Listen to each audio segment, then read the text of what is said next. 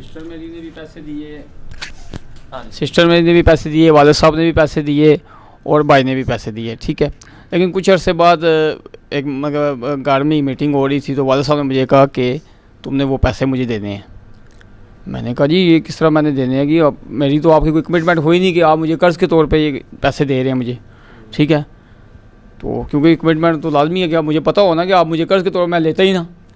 میں نے ان کو یہ کہا، میں نے کہا میں لیتا ہی نہ اگر آپ مجھے پتہ ہوتا کہ آپ قرض کے طور پہ لے کے دے رہے ہیں مجھے. انہوں نے کہا جی نہیں جی تو دینے. میں نے آپ سے لیے انہوں نے یا باقی بہن بھائیوں سے؟ نہیں میرے سے ہی، وہ دیے مجھے جیسے نا میں نے چیز خریدی تھی اس میں پیسے ڈالے تھے تو وہ پھر بارہ میں نے ان کو دے دیے. لیکن میں یہ پوچھنا چاہتا ہوں کیا وہ دینے میرے بنتے تھے ان کو واپس؟ ٹھیک ہے. یہ سوال تو پہلے تو مطلب والدین سے پوچھنا چاہیے کہ انہوں نے کیوں نہیں کلیئر کیا پہلے. اس لحاظ سے تو ان کی زیادتی ہے کہ ان کو کلیئر کرنا چاہیے تھا آپ کو دینے سے پہلے. دوسرا سنن ابن ماجہ میں حدیث ہے تو اور تیرا مال تیرے باپ کا ہے، ٹھیک ہے جی. تو الٹیمیٹلی تو وہ مالک ہیں، چاہے وہ آپ نے بھی کمایا ہوا ہے کیونکہ آپ بھی تو ان کی انویسٹمنٹ ہے. اور بخاری و مسلم کی حدیث ہے کہ جو شخص کسی کو تحفہ دے کے واپس لے تو وہ گویا ایسے ہی ہے جیسے تھوک کے چاٹے، سوائے باپ کے. اگر وہ اپنی اولاد کو کوئی تحفہ دیتا ہے تو وہ واپس لے بھی سکتا ہے، ٹھیک ہے. تو آپ کے کیس میں اگر آپ نے اس کو تحفہ بھی سمجھا ہوا تھا نا تب بھی وہ واپس لے سکتا ہے، ٹھیک ہے نا. چے جائے کہ قرض، تو آپ والی بات ہی اگر صحیح مان لی جائے کہ آپ نے اسے تحفہ سمجھا تھا تب بھی وہ آپ سے واپس لے سکتا ہے. لیکن ظلم نہیں کر سکتا کہ آپ افورڈ ہی نہیں کر سک رہے اور وہ زبردستی آپ سے لیں. ان کو خود بھی خیال کرنا چاہیے کہ وہ بندہ افورڈ کر سکتا ہے نہیں، اور آپ نے تو کہا میں نے واپس کر دیا. بہت اچھی بات ہے، بہت اچھی بات ہے، واپس کر دیا. تو واپس کرنے میں ہی عافیت تھی. ہاں جی اور سوال کیا ہے؟ سوال یہ کہ جو ہے میرا پڑوسی ہے اس نے جوتی نہیں پہنی ہوئی تھی. میں نے سوچا ماشاء اللہ جناب جوتی بڑی مبارک ہو.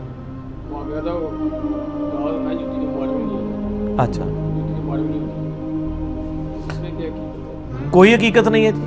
کسی بھی نیک چیز جو اچھی چیز جو آپ کے استعمال میں ہے، دیکھیں نا ابو داؤد میں حدیث ہے نبی صلی اللہ علیہ وآلہ وسلم جب نیا کپڑا پہنتے تھے، نیا لباس پہنتے تھے تو باقاعدہ دعا مانگا کرتے تھے، الحمدللہ الذی کسانی ھذا الثوب ورزقنی من غیر حول منی ولا قوہ.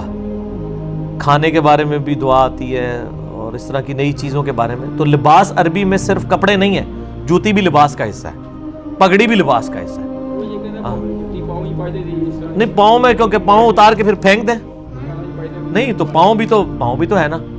اور صحیح مسلم میں حدیث ہے نبی صلی اللہ علیہ وآلہ وسلم نے فرمایا کہ جس کے دل میں رائی کے دانے کے برابر بھی تکبر ہوا وہ جنت میں نہیں جائے گا. تو ایک صحابی نے پوچھا یا رسول اللہ، بعض اوقات انسان کی خواہش ہوتی ہے کہ اس کے کپڑے اور جوتیاں اچھی ہوں، کیا یہ بھی تکبر ہے؟ تو آپ صلی اللہ علیہ وآلہ وسلم نے فرمایا نہیں، یہ تکبر نہیں ہے. اللہ بھی خوبصورت ہے اور خوبصورتی کو پسند فرماتا ہے. تکبر یہ ہے کہ تم حق بات سے اناد کرو، یعنی حق بات کو قبول نہ کرو جبکہ دل گواہی دے دے کہ یہ بات سچی ہے، اور دوسروں کو حقیر سمجھو. جب آپ دوسروں کو حقیر سمجھیں گے تو یہ تکبر کی علامت ہے، ٹھیک ہے نا جی. تو اگر آپ نے اچھی جوتیاں پہنی بہت اچھی بات ہے، پہنے اچھے کپڑے پہنے، کوئی تکبر نہیں ہے، لیکن اس کی بنیاد پہ دوسروں کو حقیر نہ سمجھے. تو جوتی اگر خوبصورتی کی علامت ہے تو اس پہ کوئی مبارکباد دے دیتا ہے، کوئی حرج نہیں. اس طرح پبلک میں یہ بھی مشہور ہے جی وہ نماز پڑھتے ہوئے آگے جوتی پڑی ہو تو نماز نہیں ہوتی ہے. وہ ایک لطیفہ بھی ہے نا، کہتے ہیں جی آگے جوتی رکھے تو نماز نہیں ہوتی، پیچھے رکھو تو جوتی نہیں ہوتی، یعنی چوری ہو جاتی ہے. تو ایسا کوئی مسئلہ نہیں ہے اس حوالے سے. اب لوگوں کو چونکہ